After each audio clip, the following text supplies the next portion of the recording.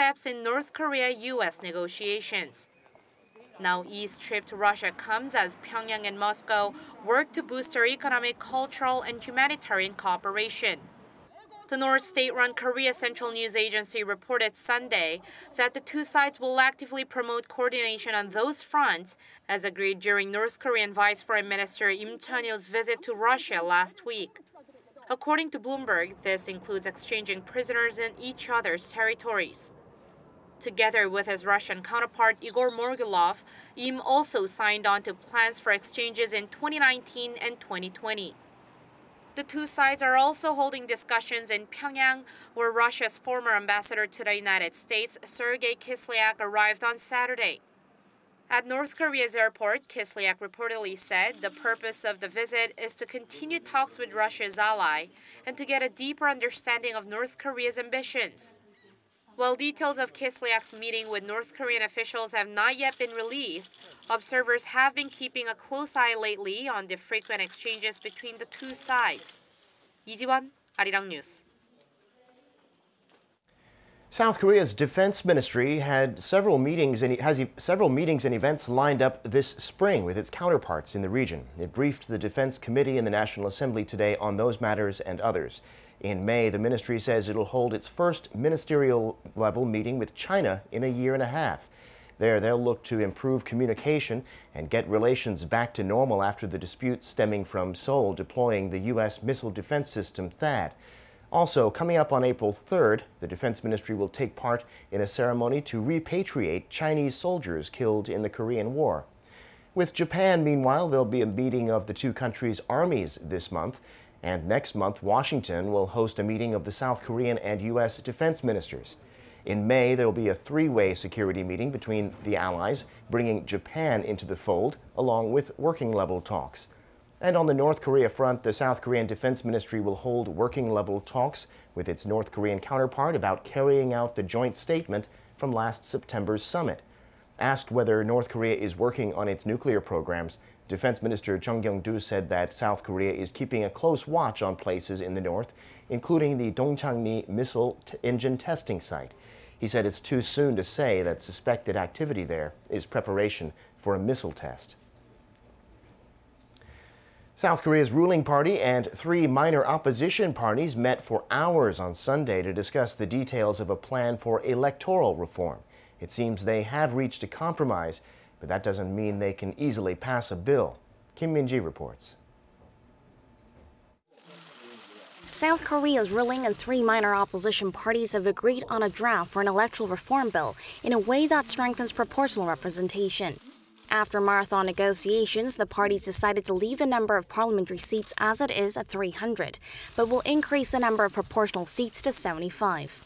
Currently, there are 253 seats that go to the individual candidate who gets the most votes in his or her district, while the other 47 are based on a nationwide vote by party preference.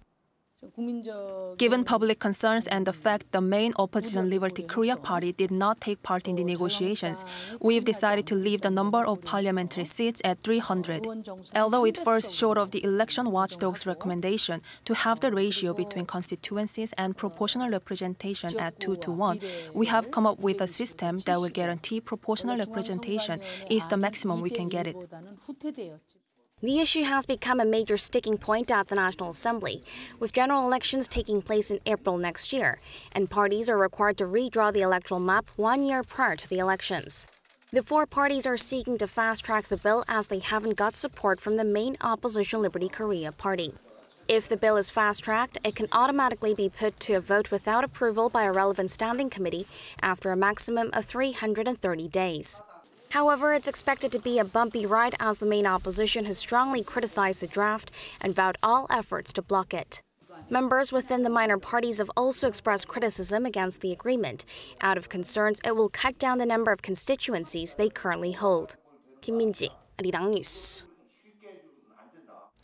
President Moon Jae-in will focus his attention this week on revitalizing the sluggish South Korean economy. On Wednesday, the president will be briefed by the finance minister on the state of the economy and ways to turn it around.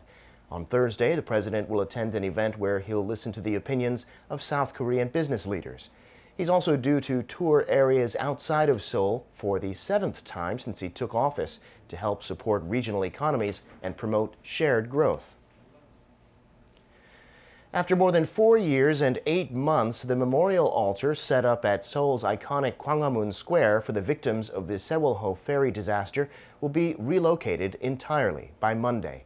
With Gwanghwamun to be remodeled next January, the families of the victims have voluntarily agreed to allow the memorial altar to be moved, and with the approval of the Seoul Metropolitan Government, to establish a new memorial space there next month.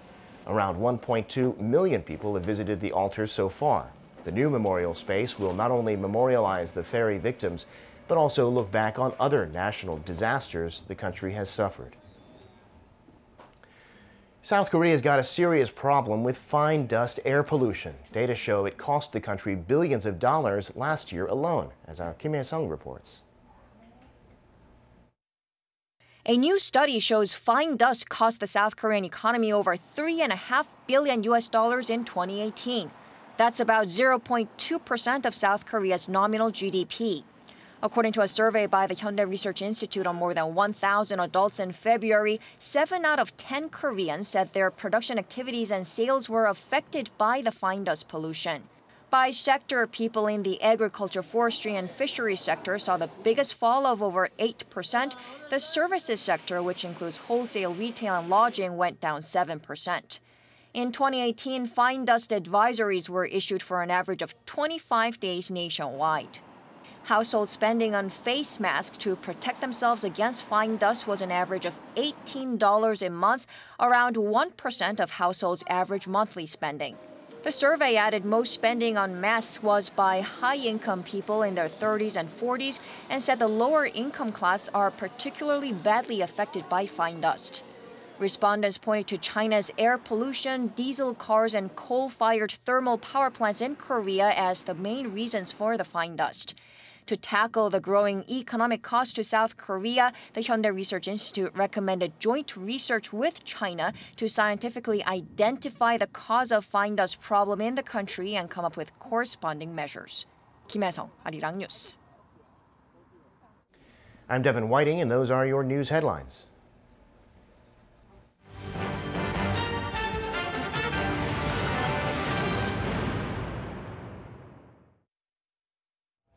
Despite silence from U.S. President Donald Trump about North Korea's latest comments on possibly restarting its nuclear weapons testing, White House officials are warning that going back to the provocative mode won't be such a good idea. Take a look at our Kim Hae-sung's report, and we'll be back with an expert to talk more about Pyongyang and Washington's continuing tug of war. Acting White House Chief of Staff Mulvaney says it would be, quote, a breach of trust if North Korea restarts nuclear testing. Speaking with Fox News Sunday, he added President Trump would not be best pleased. I think he'd be very disappointed. He has a very good relationship with the chairman. I think they had an understanding that was not broken. The fact that we didn't get a deal in Vietnam doesn't mean that the relationship was imperiled. It just means there was no deal to be had at that time. Mulvaney also stressed that dialogue should continue between the two leaders, explaining the North's nuclear issue is very complex and requires time. U.S. National Security Advisor John Bolton warned North Korea, saying its latest statement that the regime is thinking of going back to nuclear MSL testing is, quote, not a good idea.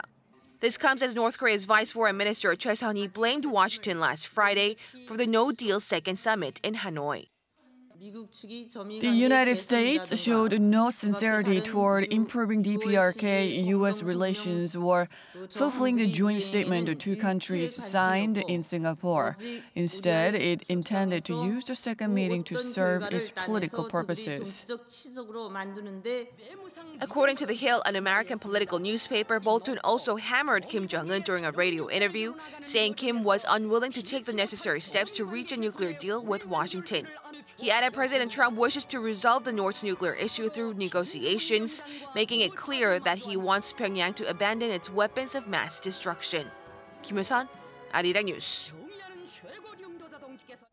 Now, Dr. Pong Young-sik of the Yonsei Institute for North Korean Studies joins us in the studio to give us some answers on the developing situations on the Korean Peninsula following the Hanoi summit. It's always good to have you with us. Pleased to be here. So North Korea broke its long silence since the no-deal Hanoi summit. North Korea's Vice Foreign Minister Choi Sun-hee hinted at possible resumption of nuclear and missile testing while also threatening to halt nuclear negotiations with the U.S. Now, these are very strong comments. Do you think North Korea could actually be considering halting nuclear negotiations altogether? We have to wait and see what North Koreans are going to do, really, because North Korean leadership must be in a thinking mode about all the options on the table and to deal with the consequences of no deal at the Hanoi summit meeting with the Trump administration of the United States. Because there was a rising expectation among North Korean population about a breakthrough coming from the Hanoi summit meeting with the United States, which would immediately relieve the pains of economic sanctions imposed on North Korea. But Kim Jong-un left Hanoi with no result. So making a strong comments is a preparatory step for Kim Jong-un government of North Korea for next rounds of engagement with the United States. Now, interesting point to note here is that President Trump is yet to make any reaction to all of this. How do you think he will maybe later react, perhaps based on National Security Advisor Bolton or Secretary of State Pompeo's reaction so far? Well, what do you expect Trump, the White House would make a very, outspoken and immediate reactions to every statement made by North Korea. I think that's how people think these days. Right. I mean, I said it tongue-in-cheek. Right. It's a very unusual for President Trump to keep things in silence, right? I think this is very intentional for the Trump administration for its dealing with the Kim Jong-un leadership of North Korea after the Hanoi summit meeting, because there's a saying that silence is golden. And in many cases of tough negotiations, sometimes, maintaining silence is a good strategy because the more you speak your mind, then the more exposed yourself will be to your opponent. I think that is the gist of, silence maintained by the White House after the Hanoi summit meeting. And that does not necessarily mean that the Trump administration has not delivered its core messages to Pyongyang and Seoul, because National Security Advisor Mr. John Bolton and Secretary of State Mike Pompeo have been quite frequent in terms of representing the Trump presidency, some important messages to North Korea. Now, North Korea's Vice Foreign Minister Choi Sun-hee at the press conference also gave a heads up, saying that leader Kim Jong-un would soon announce an official statement on North Korea's post-Hanoi summit plans. What do you expect to come out of that statement?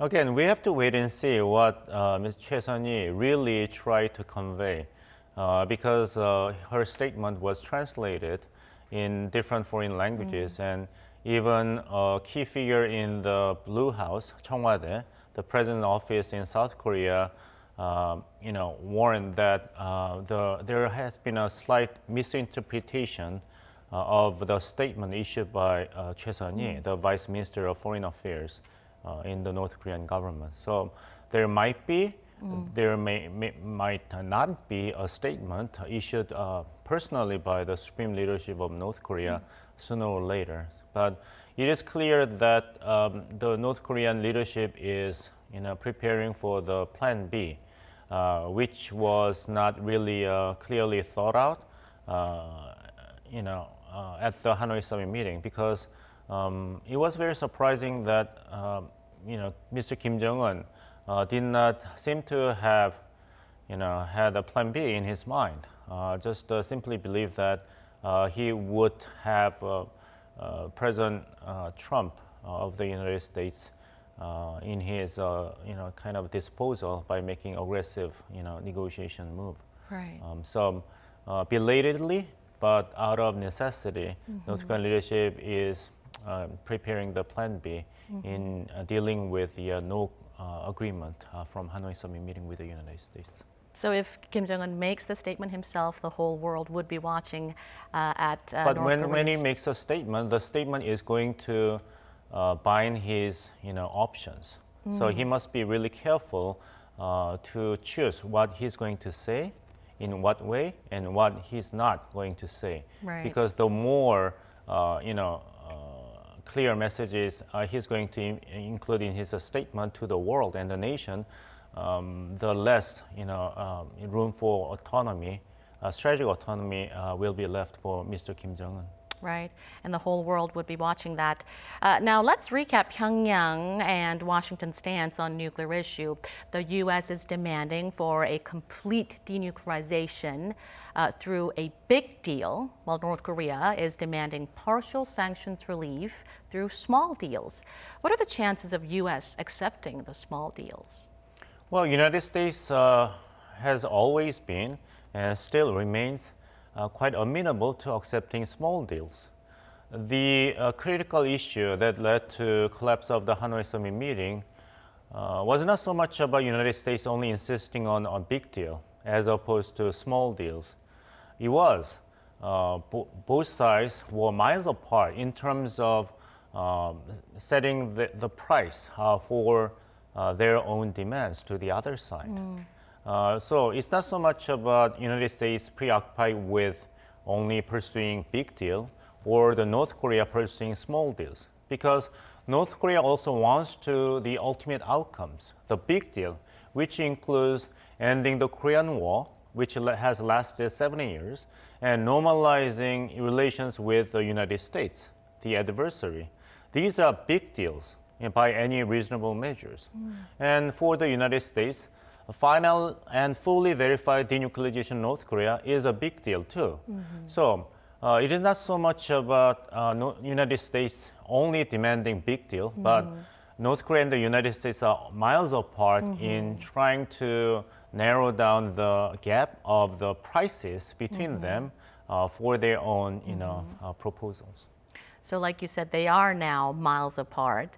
Do you think there could be a nuclear breakthrough anytime soon, or are we now looking at a long-term nuclear deadlock? We are more likely to witness the long-term deadlock because we have witnessed a few important things at the Hanoi summit meeting, and the President Donald Trump himself must have gotten very clear ideas about North Korea. One, I believe now it is very clear to everybody in Washington, including President Trump himself, that Kim Jong-un is not ready for kind of denuclearization that is acceptable to the United States. When he pushed Kim Jong-un with a big deal, then Kim Jong-un was very clear that he was not ready to accept a big deal. So it is clear that North Korea does not have any clearly set roadmap that will lead to final and fully verified denuclearization.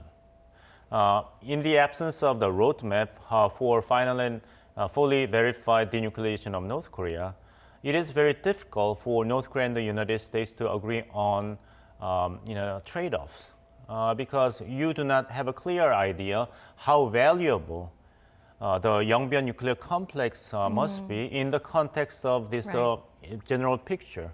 Without the general blueprint, you can't really assess the value of any proposal made by North Korea, and you can't really set the right price on those proposals made by North Korea. So that is why I believe that long-term deadlock is more likely. But there are two variables that might help United States and North Korea to escape from the deadlock. One is how long North Korean economy can endure the pressure of economic sanctions. If the pains of North Korean that North Koreans are feeling under the sanctions is too much, then the leadership has to lower its power of demand for Washington and come out to negotiation with the United States. The second variable is how Moon Jae-in government of South Korea is trying to help both sides, United States and North Korea, to narrow the gap between the prices of their own proposals. You just brought it up, and I was just about to ask you on that. North Korea's Vice Foreign Minister Choi Sun-hee has stated that President Moon Jae-in did make efforts in trying to help, but She labeled South Korea a player and not a mediator. How do you interpret this? Well, that's not a new statement issued by North Korean government officials, because North Korea's official line is that South Korea should not side with the foreign powers, but has to focus on national solidarity between the two Koreas. This is the appeal to Korean nationalism. Sometimes it works, sometimes it does not. And out of desperation, North Korean leadership is showing this card of national solidarity once again to put additional pressure on South Korea. So South Korea will not embrace United States call for continuous economic sanctions on North Korea as a best solution to North Korea remaining in negotiation with the United States for denuclearization. So by labeling South Korean government not a mediator, mediator means that South Korea stands somewhere between North Korea and the United States. And North Koreans do not like this. You can't be a mediator between us and Americans, but you have to be with us as stakeholders of the Korean affairs. Now, on Sunday, South Korea's presidential office stated that the ball is now in South and North Korea's court. And now many believe that this hints at President Moon Jae-in seeking for another round of inter-Korean summit. Do you think a next round of inter-Korean summit can be realized? And when do you think the best timing would be? I think it is inevitable for the leaderships of North Korea and South Korea have to have another summit meeting. Otherwise, the deadlock will be exacerbated. But the problem is that Moon Jae-in government's credibility as an objective and effective mediator between Pyongyang and Washington has been substantially damaged at the Hanoi summit meeting, because Kim Jong-un failed to show his counterpart, U.S. President Donald Trump, that he was truly determined to the kind of denuclearization acceptable to the United States demands.